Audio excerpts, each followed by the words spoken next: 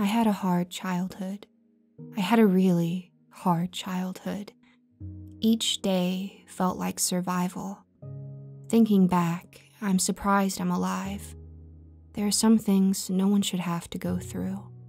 There are some things that are better left in the past. But here I am, writing this all out. Why? I don't know. I feel like by doing this, by telling you all this, I can finally purge my mind of these memories. I know they will always be there, lurking behind my most lonely days, but they won't have the bite they do now. By telling you this, I hope to take their fangs away. So let me start with some things you need to understand. My mother died when I was 2. I'm still not entirely sure how, but I think it had to do with drugs.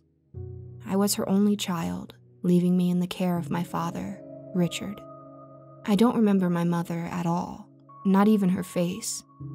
I've never seen a picture of her, never heard a story about her, nothing. My father just told me she died when I was 2. My father, Richard, was the hardest of men. He worked construction, and I didn't see him much. I grew up in a 2-bedroom apartment, fending for myself, mostly abandoned. I had to find ways to feed myself, wash, and survive. I didn't go out much for the first couple years. I just stayed in my room or wandered around the filthy space, hoping my dad left something for me to eat. It wasn't abuse at that point, at least not compared to what came later. It was neglect. He didn't harm me, he didn't yell at me, he just hardly acknowledged my existence. He went to work and then came home, maybe muttering a few drunken words to me as he went to collapse in his bed. At that point, I wasn't unhappy. It was my life. It was all I knew. I thought that's what everybody's lives were like. Thinking about that now makes me sick. But then, it was just the way it was. But you spend all that time alone. It does things to you. When I was 6, I created Ryan. Ryan was older than me, at least by a couple years. He was my friend. I talked to him, confided in him, cried to him. He was my imaginary buddy. He was a part of me. He was a projection of a strength I longed for. And Ryan hated my father. I tried not to talk to Ryan when my dad was home. It was hard though, because the more I invested into the fantasy, the more real he became. Even now, I can picture exactly what Ryan looked like.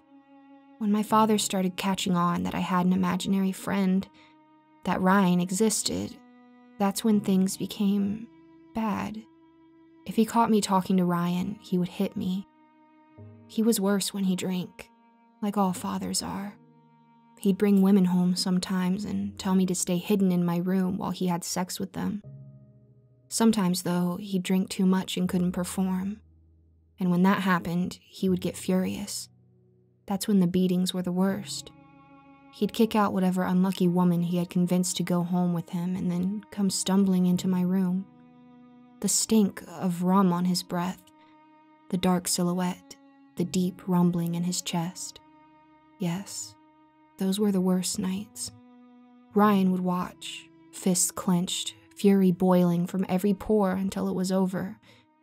Then he'd come hold me as I cried, wipe the blood from my face and tell me to hold on. He would cry with me, shaking his head, my agony one with his. It went on like this until I was 11. That's where I'll start my story. That's where I think the deepest darkness dwells. I watched the land flow past me as I stared out the window. The sun was spilling its soft pink warmth over the horizon, and I longed to be swallowed up by its light. I gripped my lunchbox in my fist, wondering why I even needed it. All it held was a single banana, my lunch for the day. I didn't dare complain, though. It wasn't worth it. I was used to it. Feeling hungry was better than feeling my dad's anger. I glanced up at him, noticing the way he gripped the steering wheel, his knuckles white. He wasn't in a good mood this morning. He was hungover. I could smell last night's liquor on his breath still. Heavy bags dripped from his bloodshot eyes. After he dropped me off, he was headed to work. I wasn't looking forward to whatever mood he came back with tonight. I said nothing, just impatient to get to school before he found a reason to yell at me. I hated the yelling. I hated the way he made me feel when he was mad at me. Stupid, small, a bother to everyone, an inconvenience he had to deal with. I didn't have friends at school, but at least I didn't have any enemies. When my dad was hungover, I was his enemy. He stinks today, doesn't he? Ryan commented from the back seat. I said nothing, didn't even look behind me.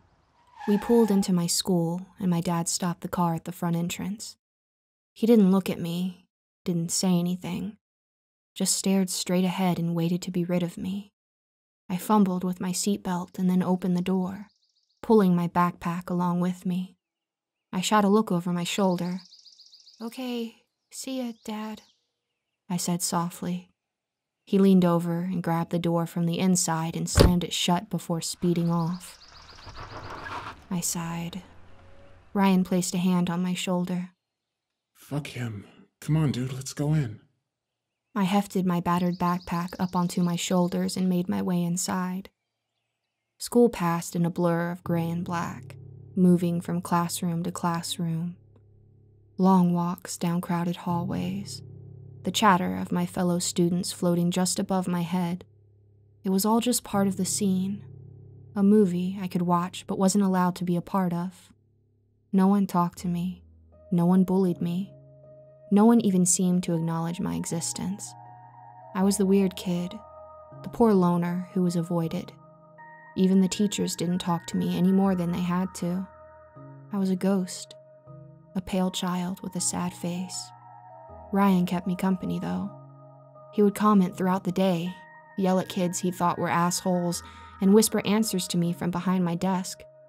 I was grateful to him and his constant support. He got me through those dark times in more ways than one. When school was over, I climbed onto the bus and took it home.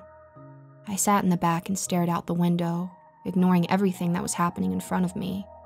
I watched the road pass underneath, the white painted lines zipping past. I pretended they were lasers just missing our spaceship. When I got home, I unlocked the front door of the apartment with my key and put my stuff in my room. I went to the kitchen and opened up the fridge, my stomach growling. I spotted a half-eaten burger from a fast food place down the street. It was partially wrapped, and I snatched it up, tearing away the remaining paper. I didn't even microwave it, just stuffed the burger down my throat, hardly chewing. After I'd licked my fingers, I went to my room and pulled out my notebook. During these quiet moments, I would draw. It was a way for me to release and detach myself from my reality. I would lay in my room for hours, sketching anything I could think of. I wasn't very good, but I wasn't bad either. Dragons, spaceships, warriors, swords, guns. Nothing was safe from the point of my pen. Sometimes I would create stories around my pictures, simple paragraphs about whatever I'd drawn. Ryan would watch me, fascinated, and give me suggestions on what to do next. I was just putting the final touches on a sea monster when I heard the front door crash open. I jumped, the sudden noise shattering the still quiet. I looked at my clock and saw that it was almost midnight. I couldn't believe it. How had I been drawing so long? My stomach snarled and confirmed the late hour. I put my pen down, my fingers stiff from the hours of creativity. My father wasn't alone. I could hear him talking and laughing with another person. A woman. Sounds like he made a friend, Ryan said darkly. I slipped off my bed and went to the door. I peeked out from the crack and saw my dad leading a blonde lady into his bedroom. He sounded drunk. They both did. He must have picked her up at a bar after his shift. I watched him put something down on the counter, what looked like more beer, and stumble into his room. What does he do with them? Ryan asked, leaning over me to stare out the door. Adult things, I muttered, closing the door. This was a familiar situation. My dad brought women home on a regular basis, mostly drunk, and take them into his bedroom. I knew they kissed and stuff, but there were other noises that made me think they were doing more. I don't know what, but it seemed to make them happy. My father was usually in a good mood the day after such events. It was these days he'd actually talk to me. It wasn't much, but it was something, and I clung to those times. I wanted to talk with him, wanted him to like me, even love me. I didn't understand why he was always so mad at me. Other kids at school didn't have bruises on them. They didn't talk about how their dads hit them.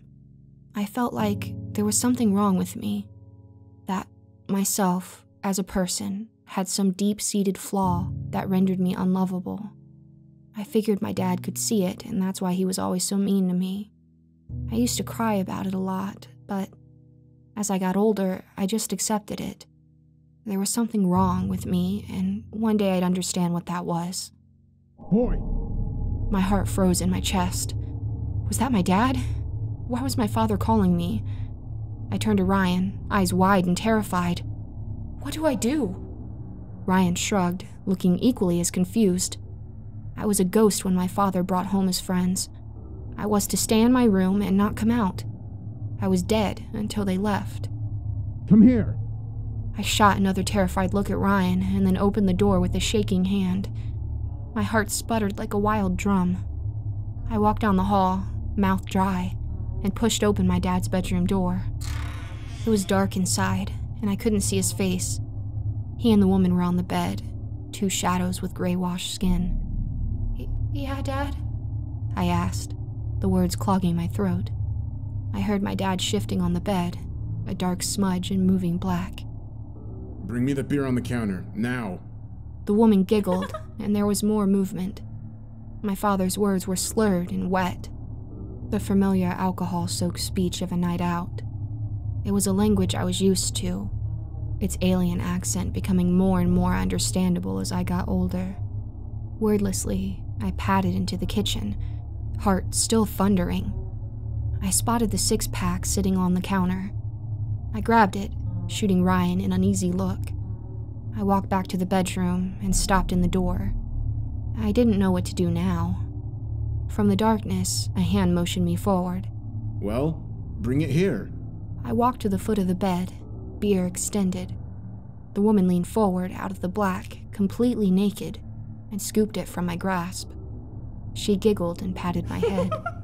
You have a cute kid, she said, speaking with the same slurred accent. She placed the beer down on the bed and leaned forward again, her breath hot and stinking. Do you want to stay and watch? She asked, reaching out to touch my face. I jerked away from her hand, appalled and disgusted by her. I didn't know what she was talking about, but I knew I wanted no part in it. She laughed as I recoiled and retreated into the shadows with my father. As I turned to leave, my dad's voice cut through the air. Stop. I gulped and slowly turned around. Yeah, Dad? Why didn't you bring a glass for the lady? His voice was heavy, a boiled rumble coming through his chest. I'm sorry, Dad, I stuttered. Suddenly, a beer bottle exploded across my head. The pain sudden and fierce. I howled and clutched my skull as sharp glass and warm beer rained down on me. I fell to the floor, vision going blurry, my head pulsating with intense agony. Leave him alone, Ryan growled from the doorway, his fists clenched. I scrubbed the stinging spot on my head and slowly stood, beer dripping from my bangs. Before I could get my bearings, I felt a hand grab the back of my neck. I stumbled, my father's grip like iron. I blinked against the pain as he led me out of the room. I was bumbling apologies, a useless stream of regret that fell on deaf ears. He dragged me into the kitchen and threw me against the refrigerator. I cried out as my shoulder took the brunt of it, a jolt of pain snaking its way into my muscles. I tried to stand, but my father was in front of me, grabbing me by the hair and pulling my head up to look at him. If you embarrass me again, it's not going to end well for you, he growled, his voice like burning coals. Ryan's face was a gaunt mask of pale fury. sweat standing out on his skin and a vein bulging in his forehead. He leaned in and snarled into my father's ear. Get your fucking cut hands off him, you repulsive motherfucker! My father pulled me up, my mind in a haze, and grabbed my shoulder. Now go get a beer while I fetch a glass. He pushed me towards the bedroom, and I tripped and almost fell over. I steadied myself and blinked, rubbing my shoulder. Ryan was at my side, one arm around me, helping me. I felt tears running down my cheeks. I grit my teeth and sniffled, confused and miserable. Ryan looked down at me, and I could see the hurt in his eyes when he saw the fresh tears on my face. His body tightened against mine, and I felt him begin to shake with fury. I entered my dad's room and went to the bed. I groped around and found the six-pack. The woman was lying on her stomach, watching me, a distant look on her face like she'd never seen a child before. She didn't say anything.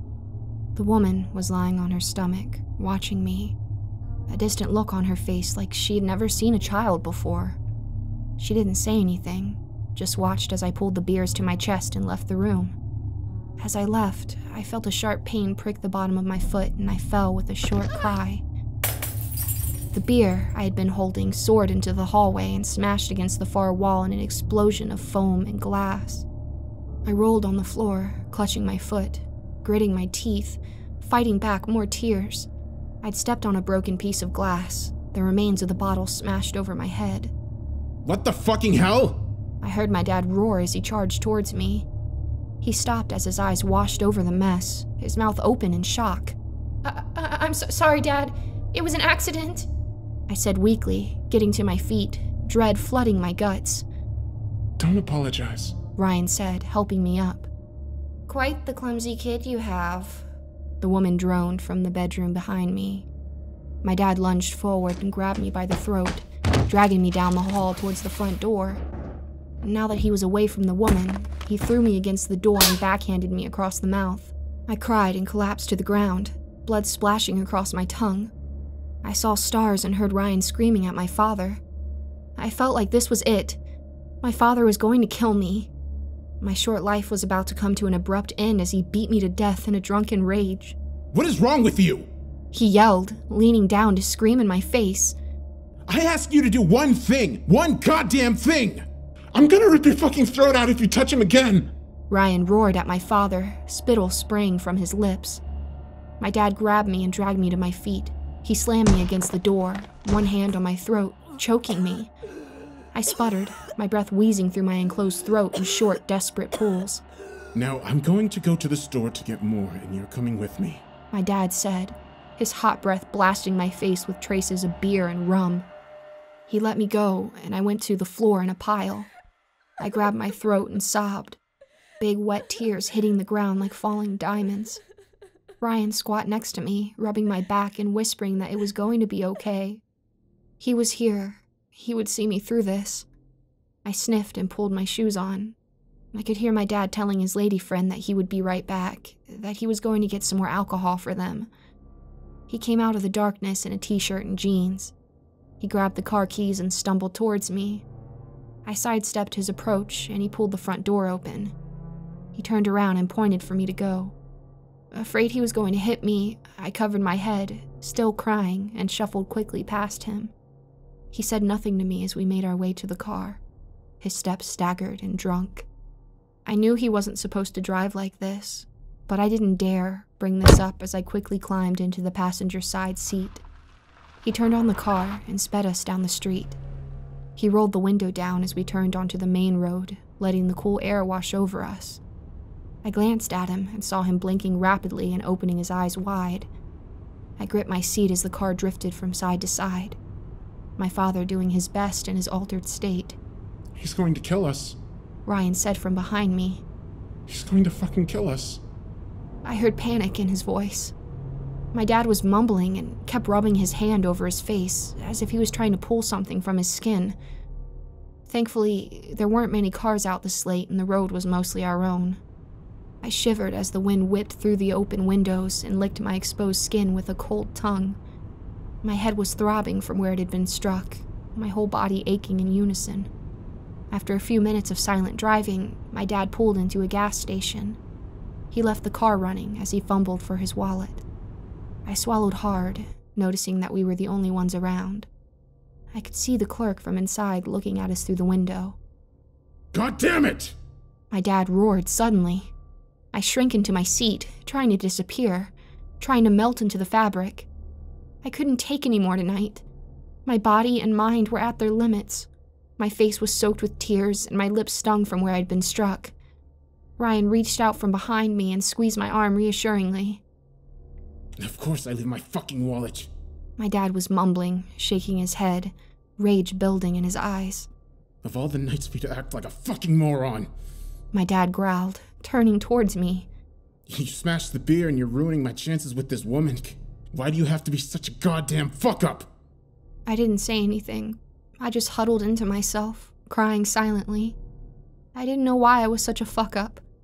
Why I couldn't just make him happy. I wanted to. God knows I wanted to. But no matter what I did, I couldn't seem to win his affection or even care. Open the glove box, my dad said, slapping the back of my head. Open it, hurry! I'm fucking warning you, Ryan said through gritted teeth. He was staring death at my dad through the rearview mirror. I wiped my face and pulled open the glove box. A gun. A revolver. I stared at it, eyes growing wide, heart beginning to beat faster in my chest. I looked up at my dad, my face a mask of fear. Take that and go get some goddamn beer, he said, pointing inside. Every ounce of me screamed not to. I felt panic, an acid horror rising in my throat. He wanted me to rob the place. He wanted me to stick a gun in the clerk's face and tell him the beer was on the house. No, I couldn't. Dad, I can't. I trailed off weakly. My father leaned forward and snatched the gun out of the glove box and shoved it into my hands. He gripped my face in his rough hand and pulled my eyes to meet his. Get in there and get me my beer. You have to make this right. Don't you know that when you do something bad, you have to make it right? I didn't know what to say. I knew this was wrong. Ryan leaned forward, his eyes bright and savage. You can end all of this right now. Blow his fucking brains out. His voice was a sharp whisper. You can put that gun in his eye and pull the goddamn trigger. Put a bullet through the back of his skull. Go! My dad roared, shoving me against the door. I got out, knees shaking. The gun was heavy in my hands, the cold steel glowing under a full moon. I couldn't do this. I couldn't do this. I knew that if I didn't try, my father would kill me himself. That wasn't a question or a possibility. It was a reality. There was a dark edge in my father's eyes tonight, a hard hatred that I had seen growing more and more the past couple of months. It wasn't all about me. It was about the world, his job, his lot in life, everything. A few times, I'd heard him talking to himself, claiming the deck was stacked against him, that he couldn't seem to get ahead of things. I walked into the gas station, a little bell announcing my arrival. I hid the gun by my side, eyeing the clerk. He was an older man, maybe late 60s.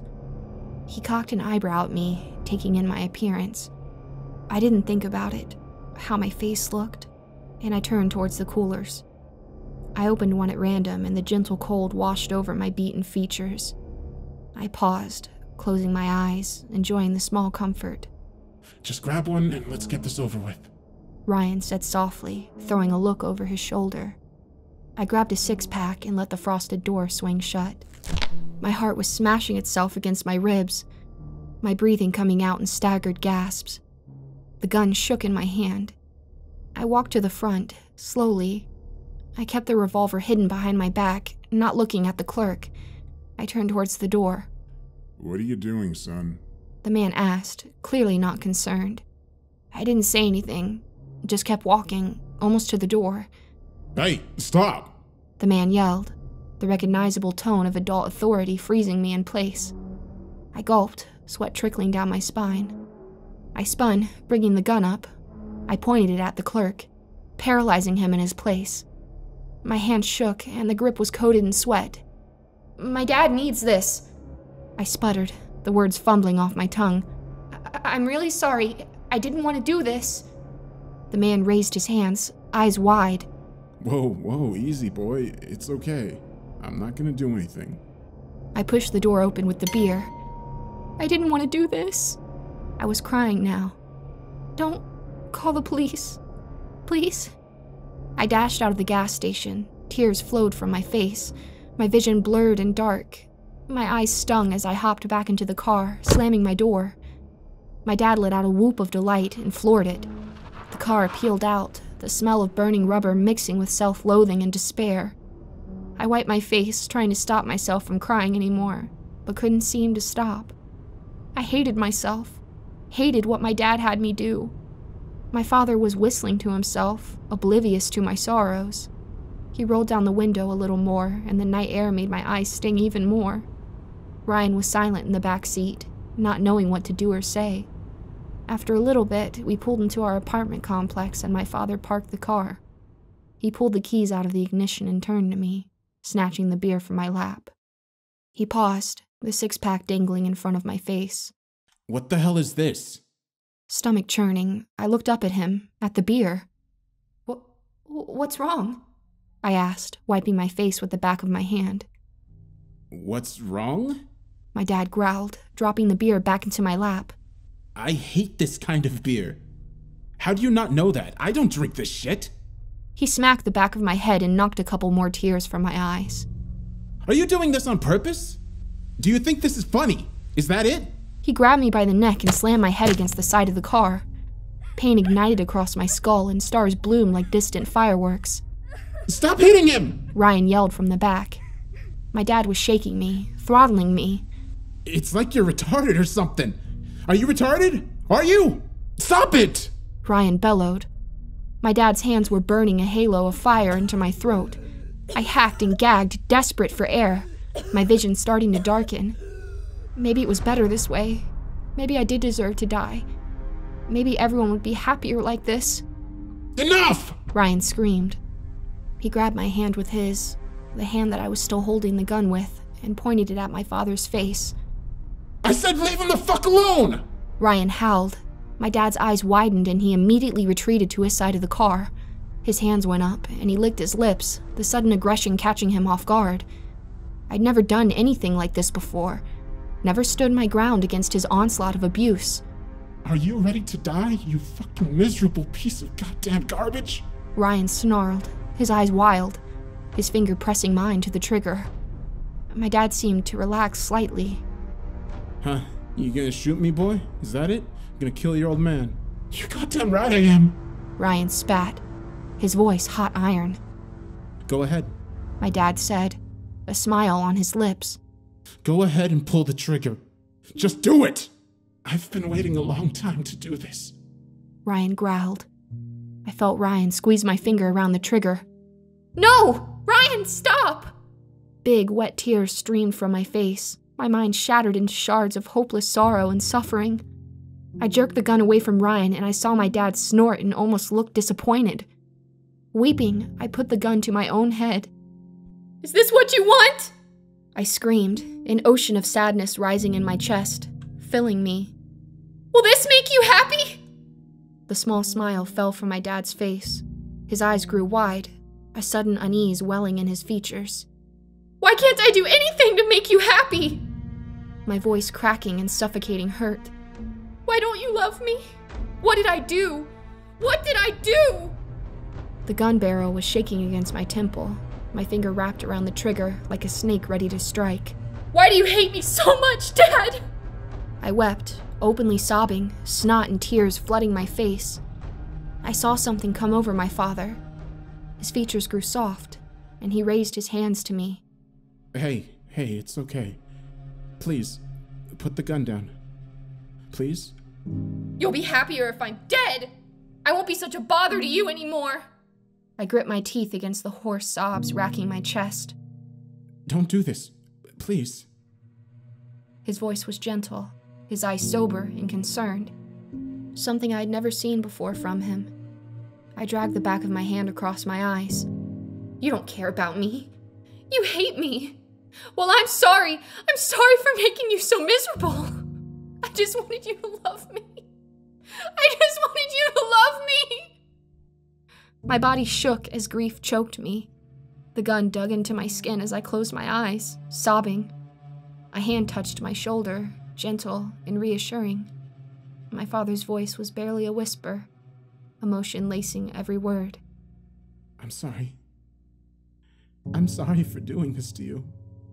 It's okay. It's going to be okay. He trailed off, his hand going to the gun. Weeping, I let him slowly pull it from my temple. Why can't you love me? I whimpered, staring into my father's eyes. A deep hurt wrinkled my father's features, a sudden human pain that filled his eyes. He took me by the shoulders and pulled me to his chest, stroking my hair. Shh.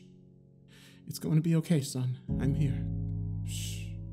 I felt something drip onto my head and realized my father was crying as well. I closed my eyes and hugged him, my body warm against his. We stayed like that for a long time. He never hit me again after that night. After some time, we went inside and he kicked the woman out and went to bed. We didn't speak about what happened. That night in the car changed my father, opened me up to him in a way I didn't think possible.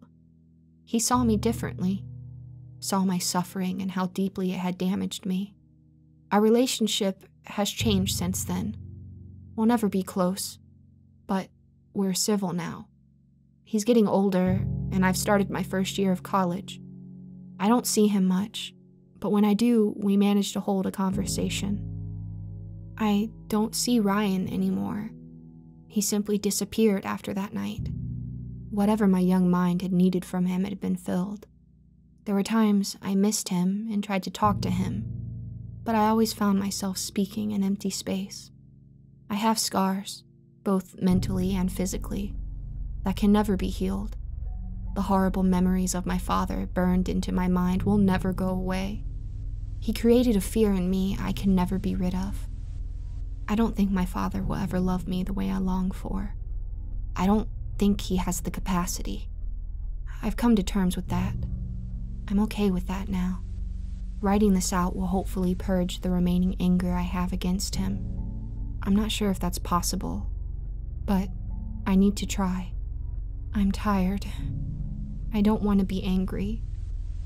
I'm tired of thinking about him.